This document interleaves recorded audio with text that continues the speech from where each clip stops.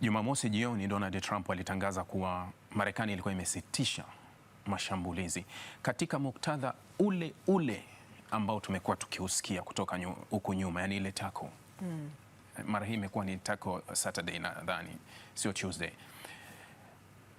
Saudi Arabia, Qatar, UAE na Irani wameniomba the same, yani wameniomba, wakati Irani wanasema kuwa sisi hakuna sehemu yote na kama kuna kitu ambacho huwa ninakizungumza mara nyingi kuwa kama kuna siku Irani watakuja kufanya mistake yoyote katika maisha yao, basi kuja kurasmisha maombi kwa Donald Trump ya chochote, yani mfano kama hivi unaona ile usitishaji kama kweli kungekuwa na mazungumzo ya moja kwa moja Irani wameiomba Marekani, iwe kwa maandishi iwe kwa mazungumzo, basi angevuja kupitia mtandao wa Truth Social.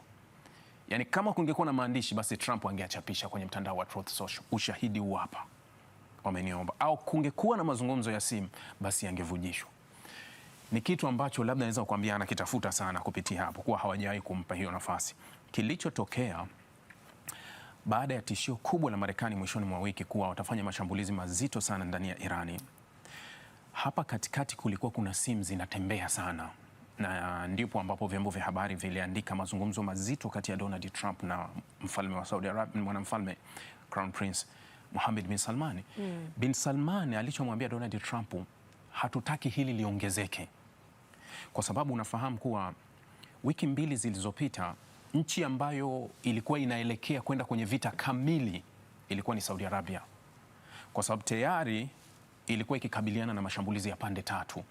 Kwa hiyo kwa utaratibu ulivyo, na kama Marekani ingetekeleza hayo mashambulizi kwa Irani, Saudi Arabia ingehusika kwa nafasi kubwa zaidi na kuiweka hatari zaidi. Ingekuwa Saudi Arabia ingekaa kwenye hatari zaidi, kwa sababu ingepokea mashambulizi makubwa zaidi, manake tayari hakuna ceasefire ya Wahuthi, hakuna ceasefire ambayo imetokea kutoka kwa makundi ya wapiganaji ya Iraq ambao nayo yanataka kulipa kisasi baada ya Saudi Arabia na Marekani kufanya mashambulizi wiki jana, lakini wanaipa uhalali Irani pia kufanya mashambulizi ya kujibu kuelekea Saudi Arabia. Kwa hiyo nchi ambayo ilikuwa inakwenda kukaa pabaya zaidi ilikuwa ni Saudi Arabia. Kwa hiyo Trump akisema kuwa aliombwa na hizi nchi, mimi naweza nikamwelewa aliombwa na Saudia, kwa sababu Saudi Arabia ilikuwa kwenye nafasi ngumu zaidi katika kipindi hiki. Lakini kwa nini waombe Saudia ikiwa wao tayari walikuwa wako katika nafasi ya kupigana?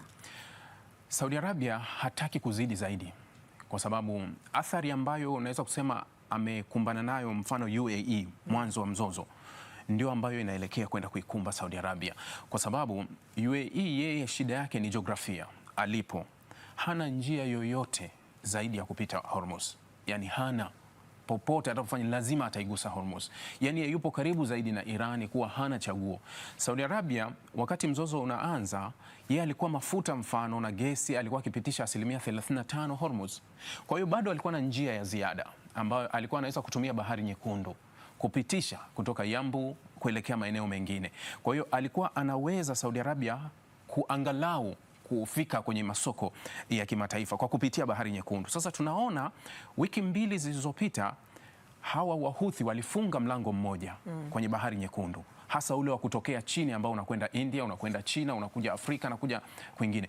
Ikabidi hata taarifa iliyoandikwa na vyombo vya habari vya Saudi Arabia, mfano jana juzi, kuwa baadhi ya meli nyingi sasa zinazunguka njia ya Afrika ambao ni njia ndefu zaidi kwa ajili ya kwenda kupeleka mafuta sehemu. Yaani maana yake kuwa wakati meli zinatoka kwenye bandari za Saudi Arabia, sasa hivi zinabidi lazima nyingine zipite Suez Canal. Sasa unakwenda China, unakwenda India, unakwenda sijui Malaysia, unakwenda wapi? Kwa nini upite njia ndefu? Kwa sababu hii njia ambapo alikuwa akitoka kwenye bandari zake anapita Yemen, tayari anaitazama upande wa pili wa bahari ya Hindi. Lakini sasa hawezi kutoka kupita Yemen, inabidi pale akitoka apite Misri. Akipita Misri anaunga Mediterranean juu, anakuja kuizunguka Afrika nzima. Yani ni lazima apite Mauritania, aje upande wa pili, aje mpaka South Africa. Halafu zile meli zije zipite hapa kwetu pembeni ya Msumbiji, na sisi zitafute njia kwenye pwani ya Somalia kuelekea India. Angalia mzunguko wa Afrika.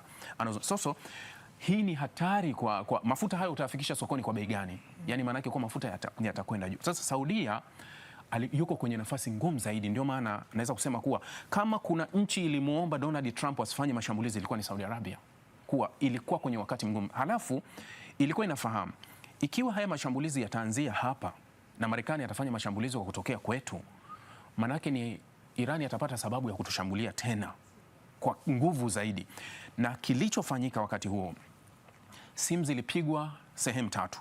Wakati Marekani inachochea nasema kwa tutafanya. Waziri wa mambo ya nje wa Irani Abbas Araghchi aliongea na Uturuki, aliongea na Pakistani, simu ya muda mrefu zaidi aliongea na Prince Faisal bin Farhan, waziri wa mambo ya nje wa Saudi Arabia, akamsisitiza kumwambia kuwa lolote litalokuja kwetu tusilaumiane, kwa sababu na sisi tutajibu kwa ukali huo huo, hatuwezi kukaa pembeni.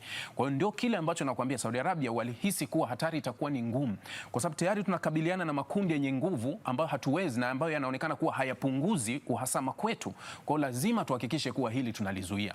Ndio kilichotokea. Donald Trump akasema kuwa tumesitisha mashambulizi kwa kuombwa na hizi nchi. Kwangu mimi aliombwa na Saudi Arabia, inawezekana aliombwa na Saudi Arabia, lakini kuwaunganisha hao wengine hapo unaweza kusema sidhani, kama kwa sababu Irani hakuna kitu kinachoonyesha kama wao walimuomba.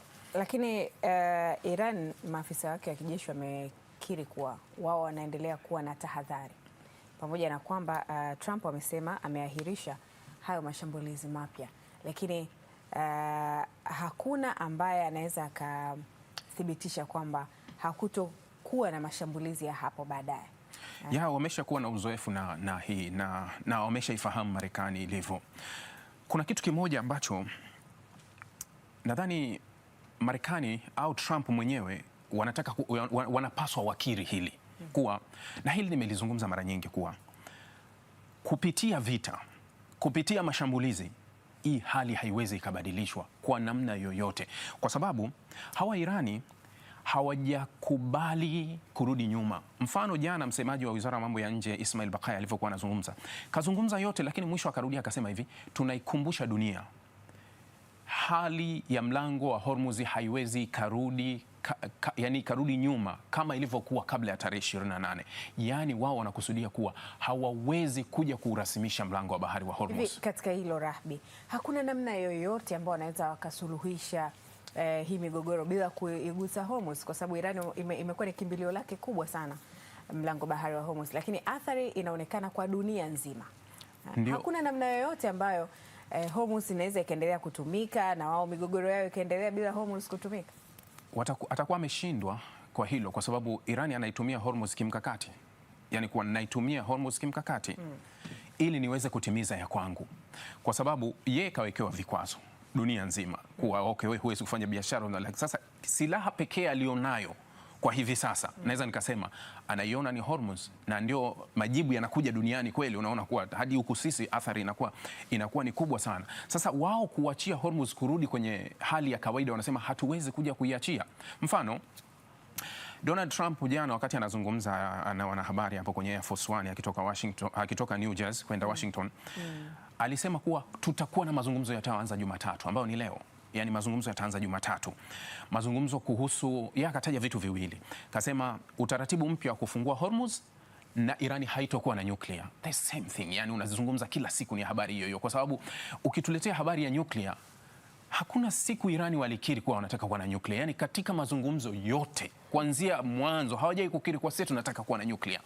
Sasa hili la Hormuz, kuna mazungumzo yanafanywa na Omani na Irani ambayo yameanza toka wiki jana, na taarifa iliyotolewa jana na Wizara ya Mambo ya Nje ya Irani inasema kuwa tuko kwenye wakati mzuri wa kufikia makubaliano na Omani kuhusu Hormuz, lakini wanasisitiza kuwa mazungumzo yetu na Omani hayahusiani kabisa na mgogoro unaoendelea hivi sasa. Yani ni mazungumzo kati ya Irani na Omani. Kulikuwa kuna vitu viwili au vitatu ambapo walishindwa kuelewana. Kwanza, wakati wameshafikia kwenye makubaliano yale ya ile MOU ya vifungu 14, kifungu cha 5 ambacho kilimpa mamlaka Irani ya kushikilia mlango, ikaja ikazua mgogoro baada nchi za magharibi kuishawishi Omani ianzishe njia ya pili upande wa kaskazini, ndio ikazua mgogoro na vurugu zikaanza.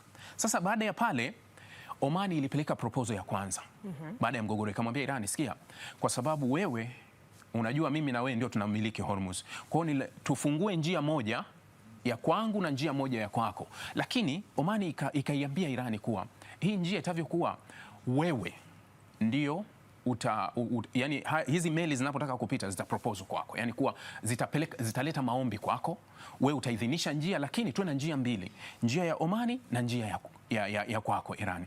Irani akachungulia hesabu akaona kuwa huu mchezo, akakataa, akasema hiyo hatutokuwa nayo, tutakuwa mwanzo mwisho ni mimi, njia nitairatibu mimi. Proposal nyingine ikapelekwa, nadhani ilipelekwa hivi nadhani walipeleka hivi majuzi tena ya Omani, ambao wakasema kuwa okay, tunaweza tukamiliki Hormuz, lakini mimi naondoa fee, yani kuwa meli ikitaka, yani iwe kama mlango wa Malaka au milango mingine ambayo kuwa meli hazilazimishwi kulipa, yani zikijisikia zilipe.